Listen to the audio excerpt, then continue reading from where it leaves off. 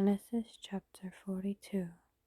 Joseph's brothers go to Egypt.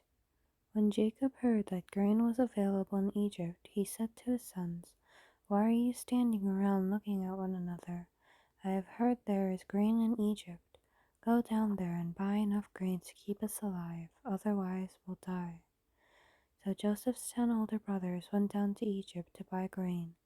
But Jacob wouldn't let Joseph's younger brother Benjamin go with them, for fear some harm might come to him. So Jacob's sons arrived in Egypt along with others to buy food, for the famine was in Canaan as well. Since Joseph was governor of all Egypt and in charge of selling grain to all the people, it was to him that his brothers came. When they arrived, they bowed before him with their faces to the ground. Joseph recognized his brothers instantly, but he pretended to be a stranger and spoke harshly to them. "Where are you from?" he demanded. "From the land of Canaan," they replied. "We have come to buy food." Although Joseph recognized his brothers, they didn't recognize him. And he remembered the dreams he'd had about them many years before. He said to them, "You are spies. You have come to see how vulnerable our land has become." "No, my lord," they exclaimed. "Your servants have simply come to buy food. We are all brothers, members of the same family.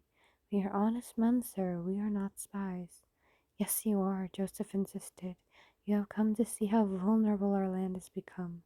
"Sir," they said, "there are actually 12 of us. We, your servants, are all brothers, sons of a man living in the land of Canaan. Our youngest brother is back there with our father right now, and one of our brothers is no longer with us." But Joseph insisted, "As I said, you are spies. This is how I will test your story. I swear by the life of Pharaoh that you will never leave Egypt unless your youngest brother comes here. One of you must go and get your brother. I'll keep the rest of you here in prison. Then we'll find out whether or not your story is true. By the life of Pharaoh, if it turns out that you don't have a younger brother, then I'll know you are spies." So Joseph put them all in prison for 3 days. On the 3rd day, Joseph said to them, "I am a God-fearing man. If you do as I say, you will live. If you really are honest men, choose one of your brothers to remain in prison. The rest of you may go home with grain for your starving families, but you must bring your youngest brother back to me. This will prove that you are telling the truth, and you will not die." To this they agreed. Speaking among themselves, they said, "Clearly we are being punished because of what we did to Joseph long ago. We saw his anguish when he pleaded for his life, but we wouldn't listen. That is why we are in this trouble." "Didn't I tell you not to sin against the boy?" Reuben asked. "But you wouldn't listen, and now we have to answer for his blood." Of course they didn't know that Joseph understood them, for he had been speaking to them through an interpreter. Now he turned away from them and began to weep. When he regained his composure, he spoke to them again. Then he chose Simeon from them and had him tied up right before their eyes.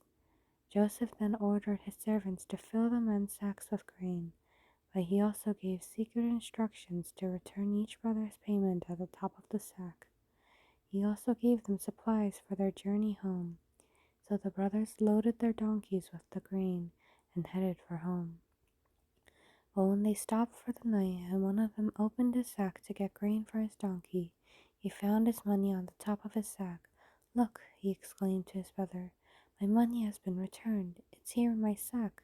Then their hearts sank. Trembling, they said to each other, "What has God done to us?" When the brothers came to their father Jacob in the land of Canaan, they told him everything that had happened to them. "The man who is governor of the land spoke very harshly to us," they told him. "He accused us of being spies, scouting the land.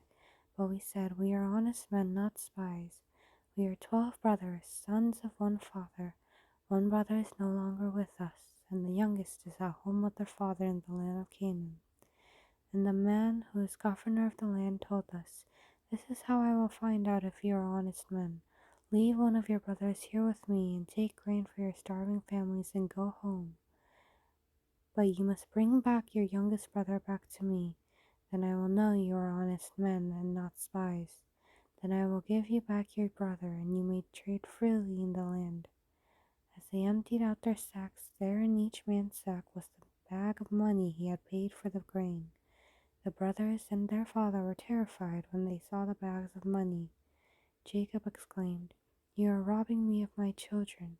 Joseph's gone, Simeon is gone, and now you want to take Benjamin too. Everything is going against me." Then Reuben said to his father, "You may kill my 2 sons if I don't bring Benjamin back to you. I'll be responsible for him, and I promise to bring him back." But Jacob replied, "My son will not go down with you. His brother Joseph is dead, and he is all I have left. If anything should happen to him on your journey, you would send this grieving white-haired man to his grave." End of chapter 42.